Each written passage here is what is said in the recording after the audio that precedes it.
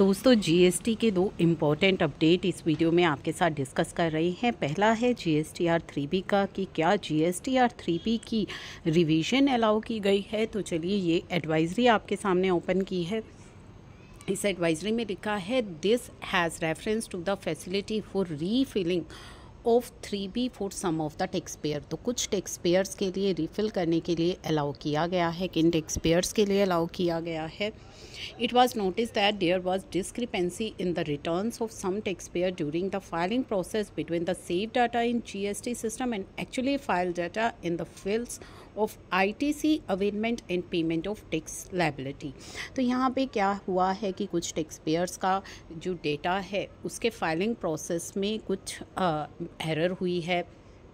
Filing process के दौरान कुछ डिफरेंस आ रहा है बिटवीन द जो जीएसटी सिस्टम में डाटा सेव हुआ है और जो एक्चुअल डाटा फाइल किया गया था उन टैक्स पेयर्स के द्वारा आईटीसी टेबल्स में और टैक्स लायबिलिटी में, वो दोनों ही यानी कि सेव करते समय पोर्टल से के साइट पे ही मिस्टेक हुई है।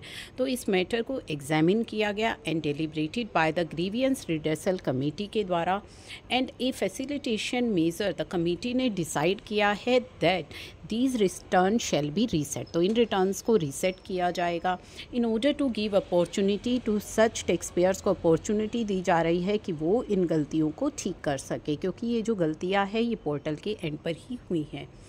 Accordingly, only the affected taxpayers have been communicated on their registered mail ID and affected returns are visible on their respective dashboard for the purpose of refilling with the correct data। तो जिन taxpayers के cases में portal से ये गलतियाँ हुई हैं केवल उन्हीं टैक्सपेयर्स को मेल भेजी गई है और उन्हीं के डैशबोर्ड पर ये रिफिलिंग का ऑप्शन जो है आ रहा है, तो आप उसे यूज़ करके करेक्ट कर सकते हैं। The taxpayer who have received such communication, उनसे रिक्वेस्ट की जा रही है जिनके पास ये मेल आई है कि अपना डैशबोर्ड चेक करें और अपनी 3B को रिफ़िल कर दें within the 15 days of receipt of information.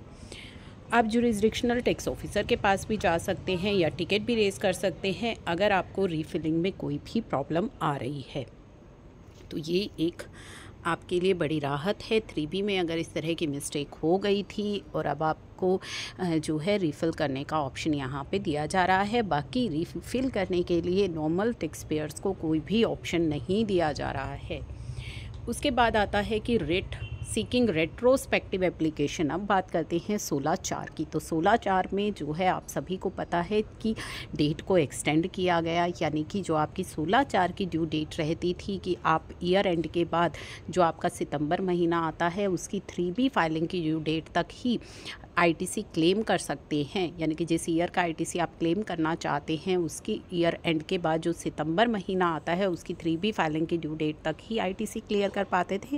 लेकिन उस डेट को अब परमानेंटली 30 नवंबर फिक्स और एक्सटेंड कर दिया गया।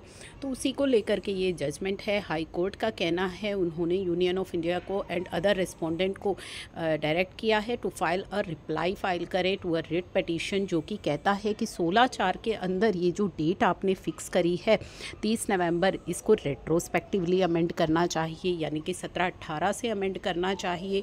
इस अमेंडमेंट ने डेडलाइन को एक्सटेंड किया था कि 30 नवंबर तक आप जो है of the subsequent financial year आप अपना आईटीसी क्लेम कर सकते हैं।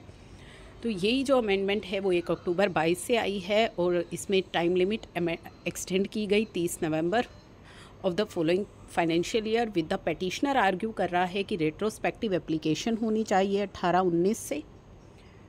तो on the basis of this amendment, एक बेनिफिशियल अमेंडमेंट है, citing the supreme court decision in Vatika township में, they argued that amendment of जो इंट्रोड्यूस की गई है शुड बी पार्शली रियोएक्टिव है, similar to the extension of 1718।